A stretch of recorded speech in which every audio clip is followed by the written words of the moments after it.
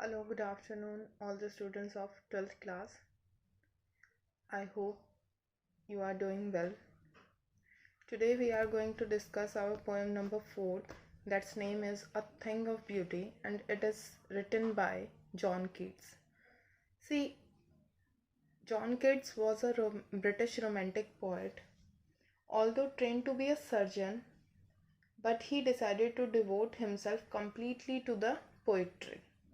उन्होंने खुद को पोइट्री के लिए वो कर दिया था, लेकिन पहले वो सर्जन बनना चाहते थे. He sees beauty in everything and he writes A Thing of Beauty is a Joy Forever. The complete name of the poem is A Thing of Beauty is a Joy Forever. In this poem, the beautiful things of nature, the poet says, are a permanent source of joy and happiness and makes our life sweet, soothing and happy. The nature is an endless treasure of beauty according to the poet. Poet हमें ये बता रहा है कि nature के पास ही हैं, जितनी भी सारी खूबसूरत चीज़ें हैं वो सारी की सारी नेचर के पास ही हैं. So without wasting our time, let's move to our first stanza. The first stanza says, A thing of beauty is a joy forever, its loveliness increasing. It will never pass into nothingness, but will keep a bower quiet for us and a sleep full of sweet dreams and health and quiet breathing. यहाँ पर poet ने हमें बताया कि हर एक जो सुंदर चीज़ हमेशा ही हमें खुशी देती है, उसकी लवलीनेस जो है वो हमेशा बढ़ती चली जाती है, वो कभी भी नथिंगनेस यानी ज़ीरो पर कभी नहीं पहुंचती.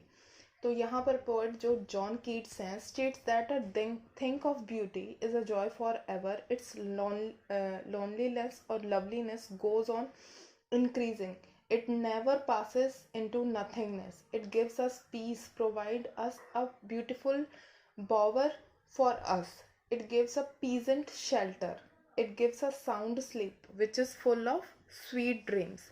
स्वीट ड्रीम्स यहाँ पर लिखा हुआ है. हेल्थ हमें देती हैं एंड क्वाइट ब्रीथिंग, कि हम चैन की सांस जो है वो ले सकते हैं. तो फर्स्ट स्टेंजा में हमें पोएट ने बताया कि think of beauty is a joy for ever. It beauty is goes on increasing, it never reduced into nothingness. Now move to our next lines.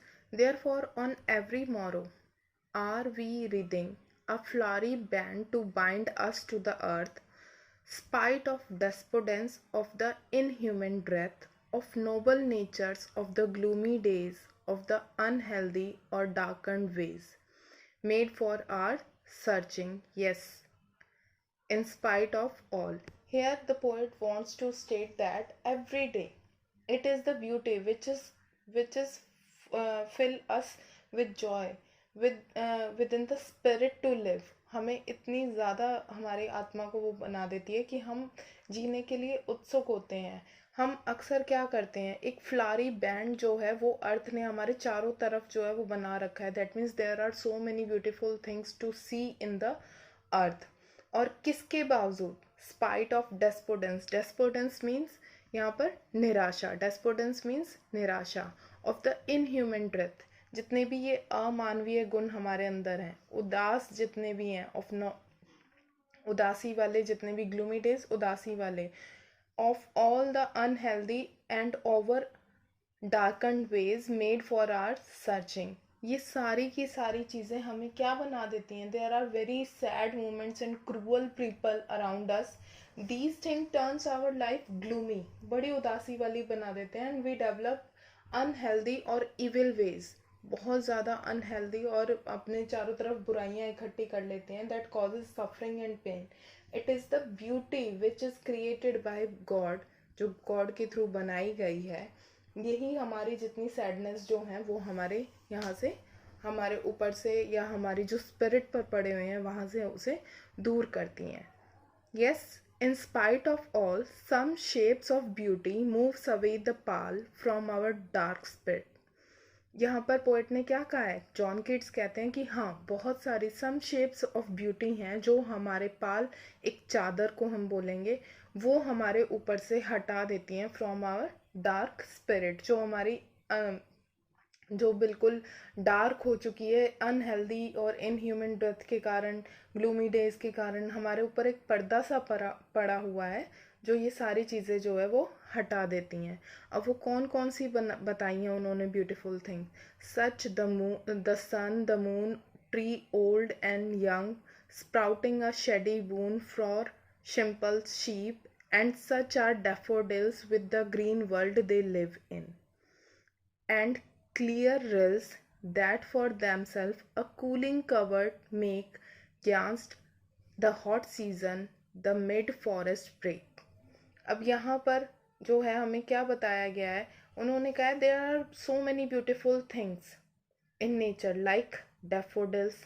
Daffodils फूल होते हैं, ठीक, daffodils which lives in the green world, small streams of clear water, छोटी छोटी नदियाँ हैं, forest है, ferns हैं, सन है, मून है, जो प्रोटेक्ट करते हैं, फॉरेस्ट फर्न्स जो हैं वो प्रोटेक्ट करते हैं from the hot season. In addition to this यहाँ पर क्या है, there are thorny bushes of the forest, वहाँ पर क्या है, फूल कटीली झाड़ियाँ जो हैं वो भी बिखरी हुई हैं। There are so many things are secreted around us, including the musk rose flower in full bloom. They are the source of beauty and they make our lives happy and sweet, according to the poet. Poet ने हमें यही बताने की कोशिश करी है, among them one can see the sacred musk roses flowers and bloom, and these are the sources of life happy which is full of lively। मतलब जीने के लिए हमें जितना भी जो भी चीज़ें हमें उदासी की तरफ ले जाती हैं, लेकिन फिर भी जो गॉड है उसने धरती ने हमारे पास इतनी बहुत सारी चीज़ें दे रखी हैं जो हमें ब्यूटी की तरफ अट्रैक्ट करती हैं, हमारी लाइफ को पॉजिटिविटी की तरफ लेके जाती हैं। Now move to our next lines. Musk rose blooms, and such too is the grandeur of the doom we have imagined for the mighty death, all lovely tales that we have heard or read। अब यहाँ पर poet ने क्या कहा है, in this world people do glorious deeds, बहुत सारे लोग हुए हैं, बहुत सारों ने बहुत अच्छे अच्छे काम किए हैं during their life, and they lie buried in the graves, वो अपनी अपनी कब्रों में हैं। We add flowers and remember them because of their magnificent work, उनके शानदार कामों के कारण ही हम लोगों को जो है, हम लोग आज तक उनको याद करते हैं। पोएट ने इन लोगों को भी इंक्लूड किया है अ ब्यूटी ऑफ थिंग में। In this way a grandeur is associated with mighty dead, और यहाँ पर जो है उसी ने जो है पोएट ने इनको ग्रैंड्योर को एसोसिएट किया, जो ये हमारे वीर जितने भी हम लोगों ने आज तक इनकी कहानियाँ सुनी है, सब कुछ सुना है, उन सारों को हमने एक थिंग ऑफ ब्यूटी ही माना है। In the second last line, an endless fountain of immortal pouring onto us from heaven's spring। अब यहाँ पर पोएट हमें क्या बताना चाहते हैं, according to the poet the beauties of nature are boundless, endless, numberless, ये सारी चीज़ें कभी ख़त्म नहीं होंगी।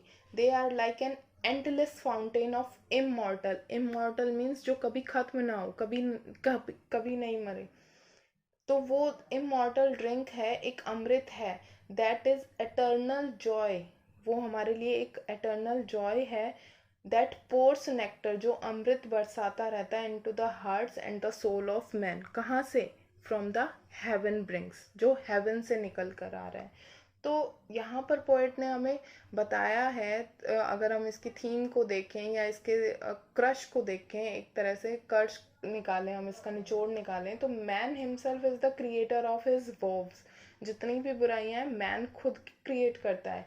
ही is responsible for making his life miserable, but side by side poet John Keats हमें बताते हैं कि there are lots of things which is given by और blessed by earth to us to make our life beautiful and joyful with a with a blessing from the God।